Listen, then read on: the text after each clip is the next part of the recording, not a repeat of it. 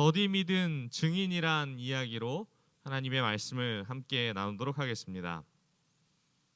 요즘 멜론 차트나 각종 음악 사이트에서 1등 하고 있는 노래가 무슨 노래인지 알고 있습니까? 누구죠? 브레이브걸스요? 브레이브걸스가 1등이에요? 아니죠. SG 워너비가 1등 아니에요? 그렇죠. 그 SG 워너비의 얼굴 까맣고 노래 잘하는 사람 이름 알아요? 김진호. 그 사람이 전도사님하고 동갑인 거 알아요? 그게 정확하게 저는 기억이 났어요. 이게 이제 그 놀면 뭐하니에서 유명해져서 차트가 뒤바뀌었잖아요. 그거 봤을 때 전도사님도 그 여러분 나이 때 그것이 되게 뭉클하게 떠오르더라고요. SG 워너비가 데뷔한 노래가 제가 알기로는 타임레스라는 곡인데, 그 타임레스를 언제 불렀냐면 전도사님 고3 때 불렀어요.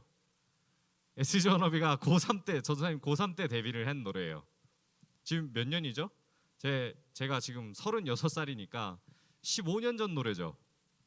15년 전 노래가 지금 차트를 다시 한번 달구고 있죠.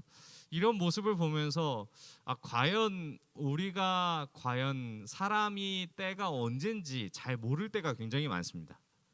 언제 이 사람이 유명하게 되고 다시 한번 저 밑바닥에 차트에도 없었던 노래가 순식간에 1등하고 이런 모습을 보면서 참으로 놀라운 일들이 연속적으로 일어나는 것을 보았습니다. 또한 사람들을 들여다보면 굉장히 신기한 것이 하나 있습니다.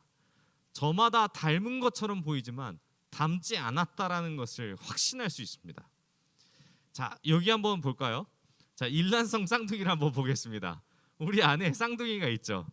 누구냐면 예은이가 쌍둥이인데 저는 그 둘이 구분되지 않아요, 잘. 근데 친구들은 구분할 수 있죠. 그쵸?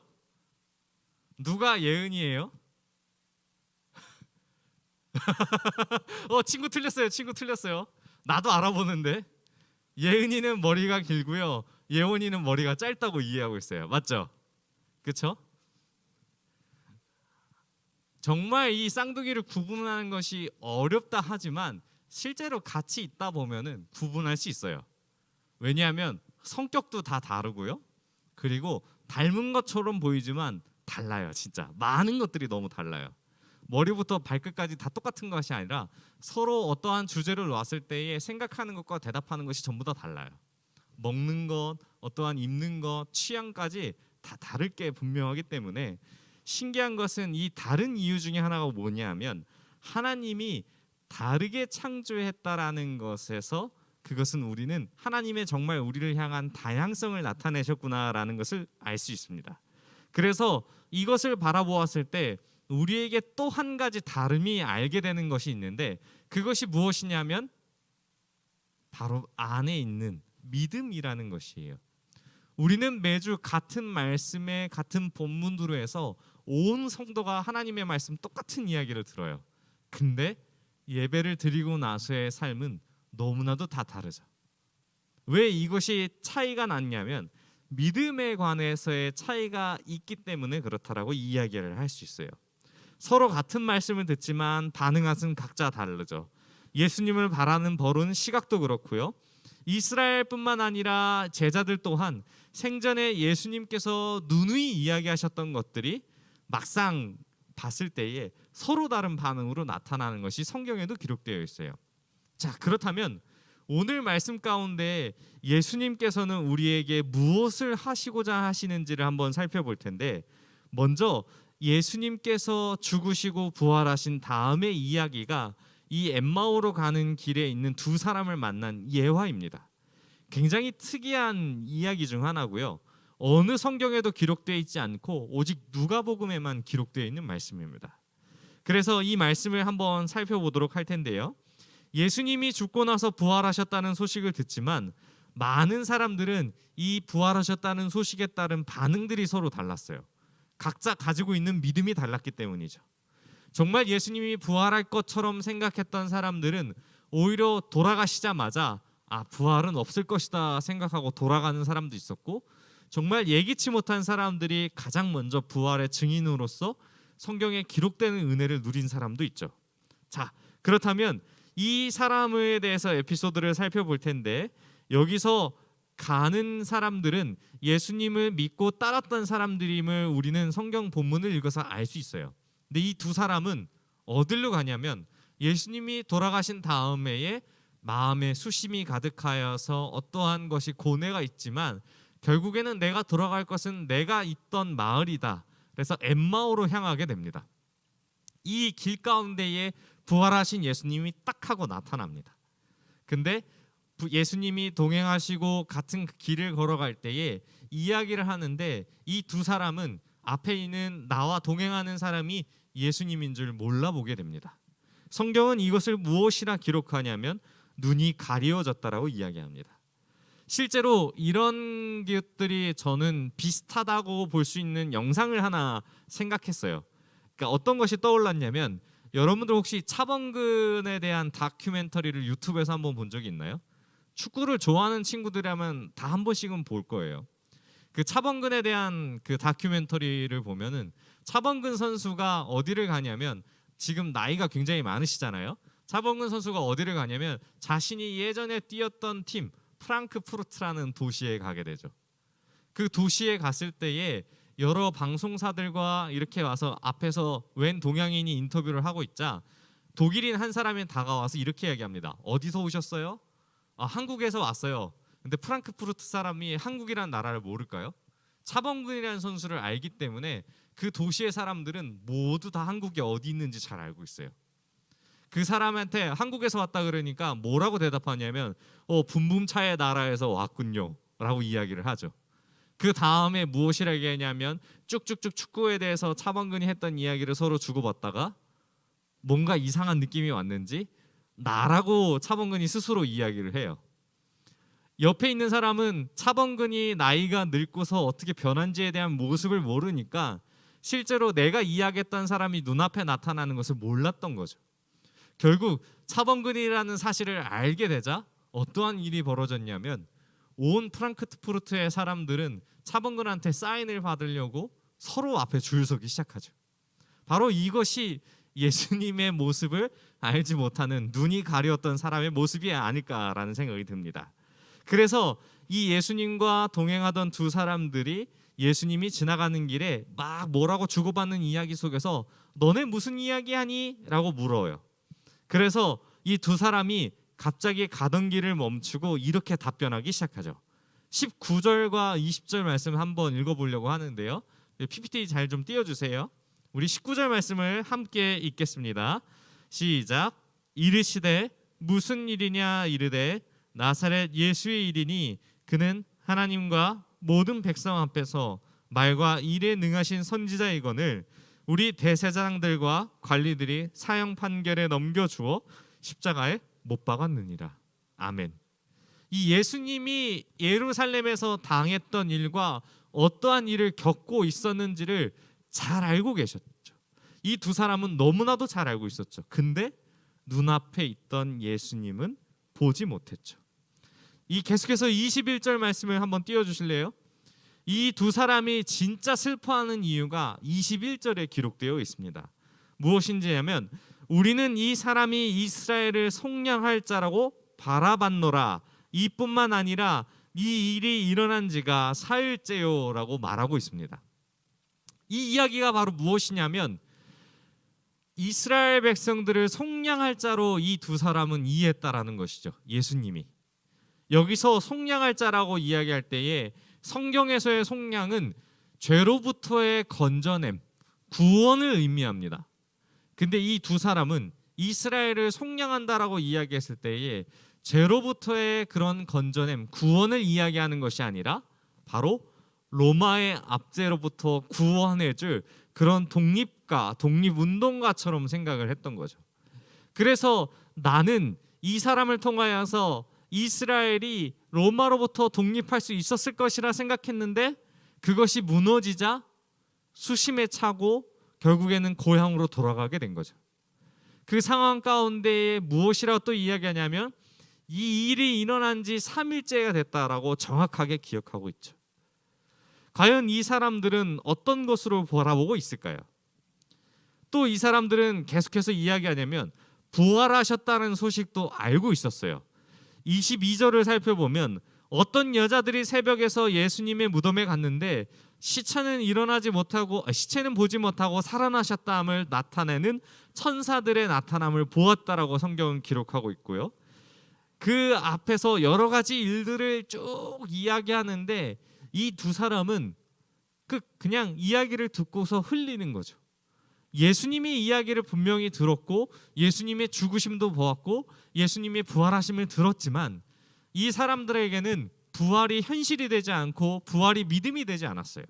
그래서 이런 이야기를 할 때 예수님 앞에서 이야기를 할 때 예수님은 어떤 느낌을 받으셨을까요? 아까 이야기했던 차범근혜 같은 마음이었을 거예요. 왜 나를 몰라주지? 내가 스스로 내가 나라고 이야기를 해야 되나? 라는 생각들을 갖게 됐을 거예요. 근데 예수님은 이 두 사람에 대해서 책망하지 않고 이 일이 어떻게 일어났는지를 자세히 설명하기 시작하죠. 성경을 이야기하고 이때 여러 가지 이야기들을 할 때에 분명하게 예수님께서 이야기하신 게 뭐냐면 25절과 26절에 이렇게 기록되어 있어요. 이르시되 미련하고 선지자들이 말한 모든 것을 마음에 더디 믿는 자들이여 그리스도가 이런 고난을 받고 자기의 영광에 들어가야 할 것이 아니냐고 이야기를 하시죠. 곧 예수님께서 내가 니들이 말하는 예수야라는 것을 이야기하지 않고 예수님은 무엇을 이야기하냐면 성경을 풀어주시는 거죠. 앞에 이야기했던 구약의 모든 이야기가 바로 나를 가리켜서 이야기한 거야. 예수님이 죽으실 수밖에 없는 이유가 성경에 기록되어 있는데 그것이 바로 이 이야기야라는 것을 쭉 설명하기 시작합니다. 그래서 그리스도가 고난을 받고 자기의 영광에 들어가야 할 것을 이야기를 하는데 먼저 이 모습 속에서 예수님은 자신을 스스로 증명하는 것이 아니라 성경의 이야기를 먼저 풀어주시죠. 그리고 쭉 이야기하다가 더 이상 날이 저물어 가지 못할 때에 어떻게 이야기합니까? 이 두 사람이 예수님이 말하는 것을 계속 듣고 싶으니까 같이 동행해 달라고 청합니다. 결국 그 사이에서 일어날 때에 또 어떤 일이 일어나면 그들과 식사하실 때 떡을 떼시고 축사하시고 그들이 먹으니까 그들의 눈이 밝아져서 예수님인 줄 알아보았다라고 성경은 기록하고 있죠. 그래서 이 두 사람은 이런 진기한 경험을 한 뒤 바로 이렇게 반응합니다. 성경을 풀어주실 때에 우리 속에서 마음이 뜨겁지 아니하냐 말하고 그 뒤로 일어나 예루살렘으로 다시 돌아갑니다. 그래서 예루살렘에 있던 11제자를 만나게 되죠. 우리는 이 이야기 속에서 두 가지를 한번 살펴보려고 합니다. 정말 중요한 두 가지일 것입니다. 먼저는 예수님이 부활이 나와 무슨 상관이 있느냐라는 것입니다. 여러분들이 예수님을 믿고 교회에 나와서 예배를 드리는데 예수님과의 부활이 여러분과 무슨 상관이 있습니까? 이 성경에서 소개된 이 두 사람은 예수님의 죽음이 안타까웠다라는 생각을 갖고 있었습니다. 이스라엘을 로마로부터 구원시킬 뿐이라는 것을 생각하고 있지만 그것이 좌절되었다는 현실 속에서 과연 예수님의 부활이 진실인가? 그것이 나와 무슨 상관이 있느냐를 보게 된 것이죠. 만약 이들이 정말 예수님이 십자가에 달려 돌아가시기 전에 하신 말씀을 믿고서 기다렸다면 부활할 때까지 예수님을 기다렸을 것이며 예루살렘에서 어떻게 될지 무슨 일이 일어날지 모르기에 만반의 준비를 하고 계속적으로 있었을 것입니다. 하지만 이 두 사람은 어땠냐면 엠마오로 향하고 있었죠. 여기 있는 여러분 또한 이와 같은 모습을 보일 수도 있습니다. 여러분은 예수님을 믿습니까? 예수님의 부활하심을 믿으십니까? 결국 그 부활이 나와 무슨 상관이냐라고 질문했을 때에 나는 이것을 현실적으로 살아가지 못하는 모습을 보러 볼 수 있을 것입니다. 그런데 내가 말씀을 믿고서 말씀대로 살아가는 모습을 나에게 비춰봤을 때 성경은 예수님은 이 두 사람에게 나타나서 책망하지 않으시고 그 원리를 다시 한번 설명하기 시작합니다. 성경에 있는 그대로를요. 그래서 그 말씀을 듣고서 어떻게 됐냐면 은혜가 임하여 성령의 도우심으로 말미암아 그들의 마음이 뜨거워지기 시작한 것입니다. 그리고 두 번째로는 그들은 예수님을 어떻게 알아보았냐라는 것입니다. 말씀을 풀어줄 때는 예수님이 어떤 분인지를 몰랐습니다.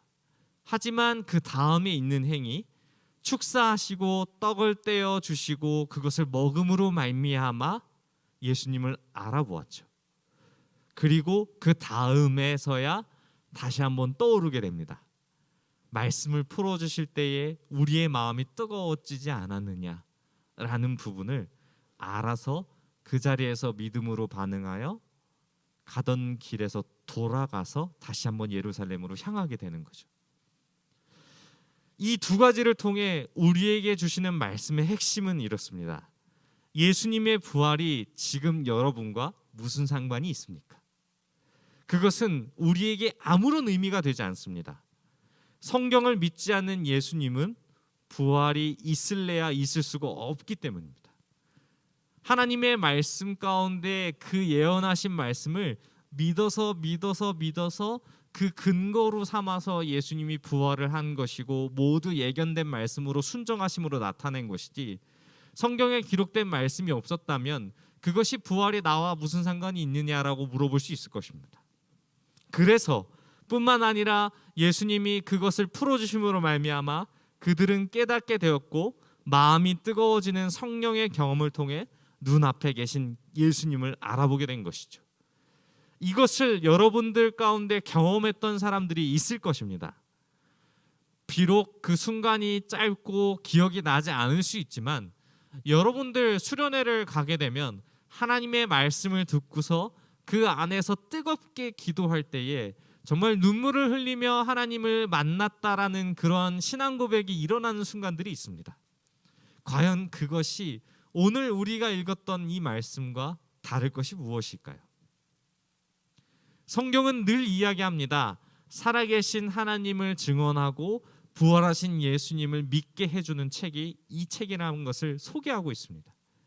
그래서 우리가 이 말씀을 바라볼 때에 부활하신 예수님을 믿는다는 것으로 시작되어서 우리는 성경을 계속 보게 됩니다.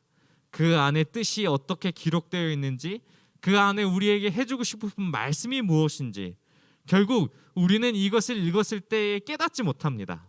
그것을 잘 믿지를 못합니다. 하지만 성령의 도우심으로 말미암아 그리고 축사하시고 떡을 떼어주심으로 말미암아 우리가 성찬에 참여하는 그 언약의 공동체가 되었을 때에 비로소 우리는 예수님을 바라볼 수 있는 눈을 뜨게 되는 것입니다. 사랑하는 고등부 여러분, 부활하신 예수님을 믿는다라는 것은 말씀으로부터 시작됩니다. 그리고 성령의 도우심으로 말미암아 이것을 깨닫게 된다는 사실을 이 시간 다시 한번 기억하길 소망합니다.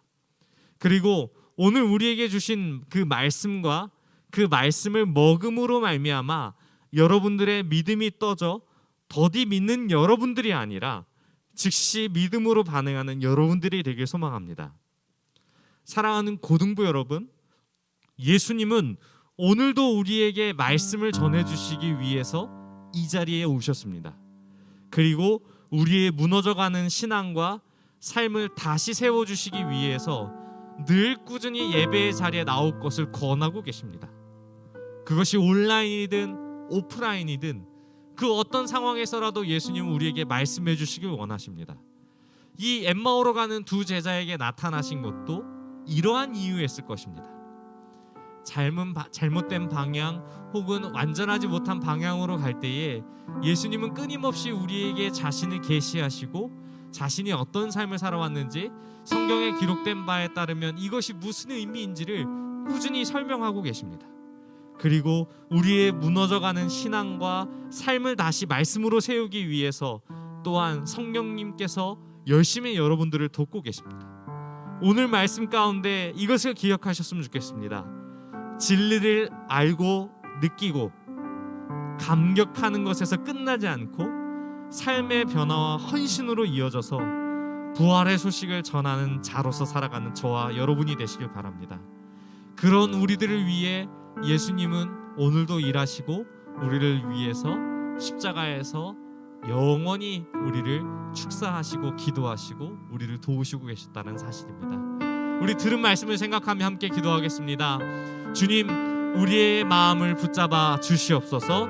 우리 말씀으로 들었으나 부활이 현실이 되지 못하고 우리의 삶 가운데에 그것이 가리워져 예수님을 믿음의 눈으로 바라보지 못한 부분을 꼬집어 주시고, 날마다 주님 주신 말씀을 통하여서 믿음으로 순종하며 반응하는 우리들 되게 해달라고 우리 함께 주여 한번 부르시며 통성으로 함께 기도하겠습니다. 주여.